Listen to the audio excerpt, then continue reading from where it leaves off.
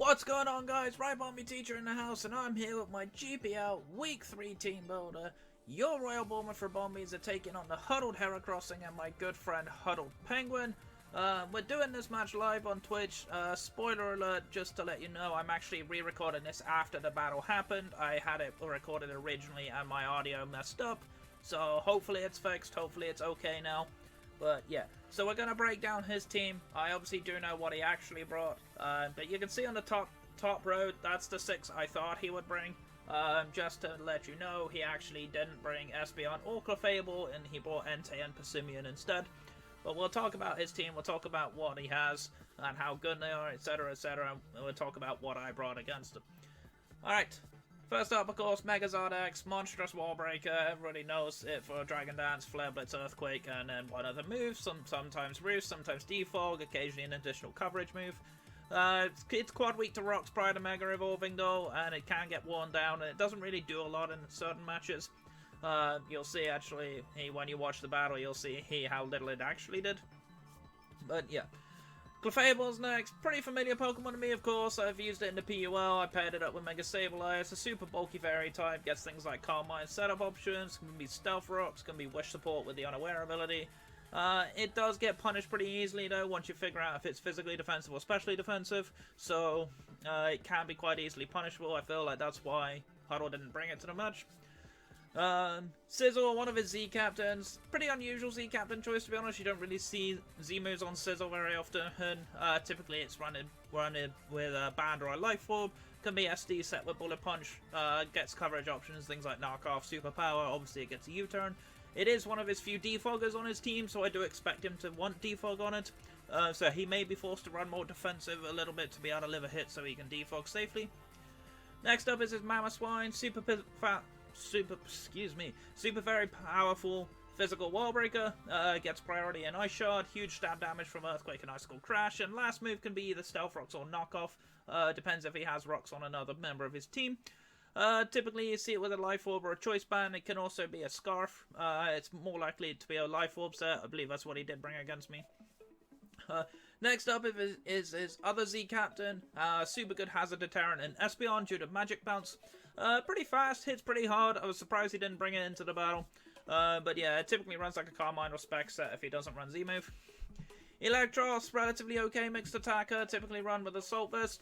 That's all leftovers, gets a super wide move pool, gets things like Flamethrower, Giga Drain, Knock Off, these kind of moves. He did actually run a pretty standard Eel, typically runs max HP, max special attack. Pretty slow though, only something like 45 base speed I believe, so not super high. Does get outsped by a lot of things that can answer it. Next up on his team are 2 new Life Orb Sheer Force combo abusers in Feraligatr, Nidoking. Feraligatr, the physical Dragon Dancing, Life Orb Sheer Force Sweeper, and Nidoking is more commonly seen on the special side to take advantage of things like Earth Power, Ice Beam, Shadow Ball, Thunderbolts, these kind of moves. Both of these can be a little slow. Feraligatr's relatively fast, but Nidoking has only base 80 speed, so it does get outsped by things that can counter it pretty hard. Toxicroak on his team. Typically, it's a late game cleaner with SD, Sucker Punch, Drain Punch, Poison Jab. It's usually seen in rain teams, of course, to take advantage of its Dry Skin ability. Does still give it a water immunity though, so he might choose to bring it. He didn't choose to bring it in this particular occasion, but it is an okay Pokemon. But yeah. Next up is going to be Persimmon. Typically you see it with a Choice Scarf. It's actually got an okay matchup against my team. Fighting types generally do relatively well against me, but it does get walled by Cresselia and Mudsdale, however, and Huddled actually almost won with it last week. Unfortunately, he sacked it off to Exostomp's Seismitoad, so it's a little bit unfortunate for him, but yeah, he needed Mudsdale to be gone for Persimmon to be effective. And last but by no means least was his surprise bring this week was Entei, secondary fire type. Pretty much does similar things to Zardex really, only it hits super hard with Choice Banded Sacred Fire. So I was a little surprised to see him bring it in this match. Hazards and removal, his rockers are Clefable, Mamoswine, Nidoking. He has no spikers, he has toxic spikes in the form of Nidoking, no webs, 2 defoggers in Zardex and Sizzle, and no spinners. Alright, so let me talk to you about my team real quick. First mod on the team, as you can see in my match, is going to be Infernape. Rocking a physical scarf again. I know I've brought it 3 weeks in a row right now. I haven't really made use of his diversity yet, but this particular set does pretty well against his team. U-turn, of course, for pivoting out.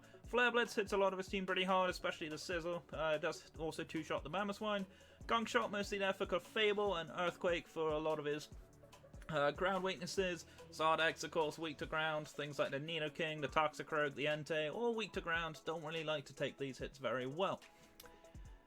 Next up is gonna be my Galvantula. Galvantula running Focus Sash again this week.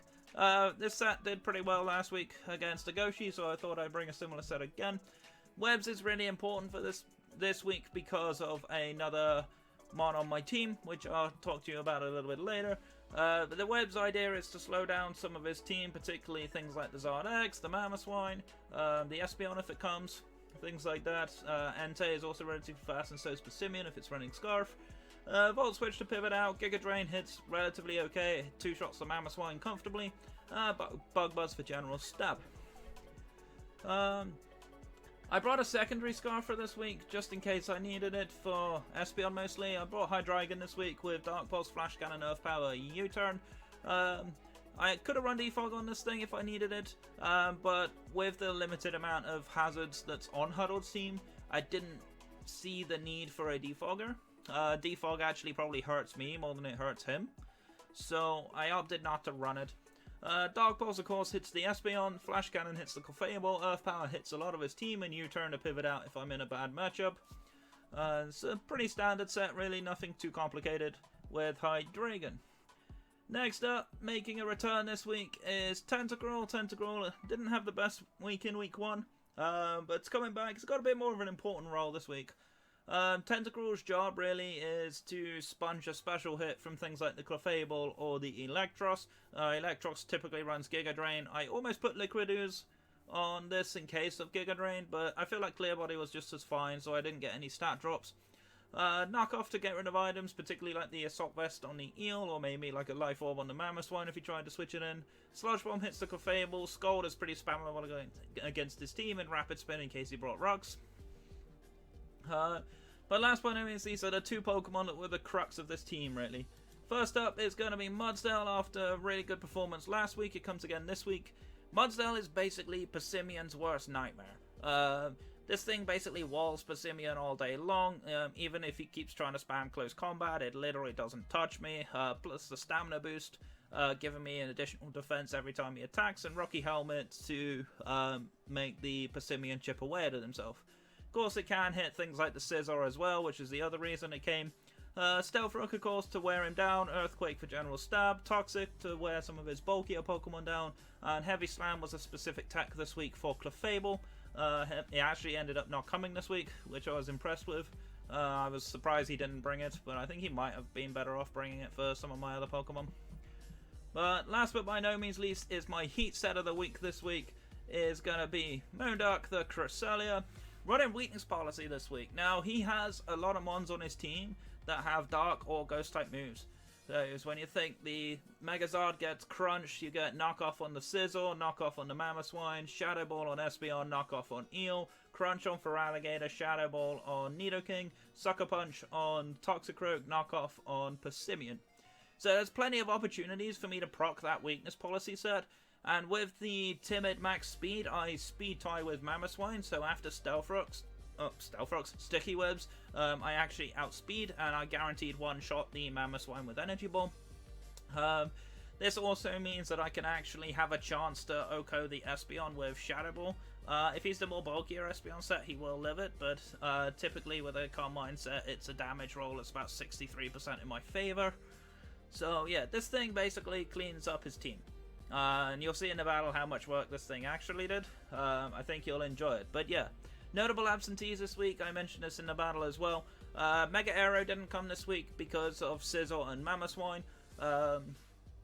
Things like the Florges could have come this week, but because his team is very physically offensive, Florges is more known for being specially bulky, so it didn't have the best of matchup, although the Wish support would have been nice to be able to give some of my other Pokemon longevity. Registeel very nearly came this week, but I preferred Mudsdale specifically for Persimmon, so I opted for that. Kangaskhan, he doesn't really have a ghost type to take advantage of Kangaskhan hitting pretty hard, really. so I didn't really feel the need for Kangaskhan at all this week. And Celebi was actually on my team originally. I was tempted to run like Normalium, Ziga, get Impact, because it would be funny for Huddle to lose to that twice in a row, as he lost to it from Kartana last week. But because of its awkward speed tier, I needed Sticky Webs to make it work, and it ultimately was a little too risky on his team, particularly when he has quite a few things that hit grass types.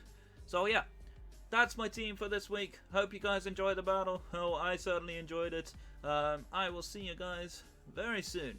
My name is Rabombi Teacher. I'm your coach of the Royal Bournemouth Rabombis. Stay safe, stay awesome, and I'll see you guys next time.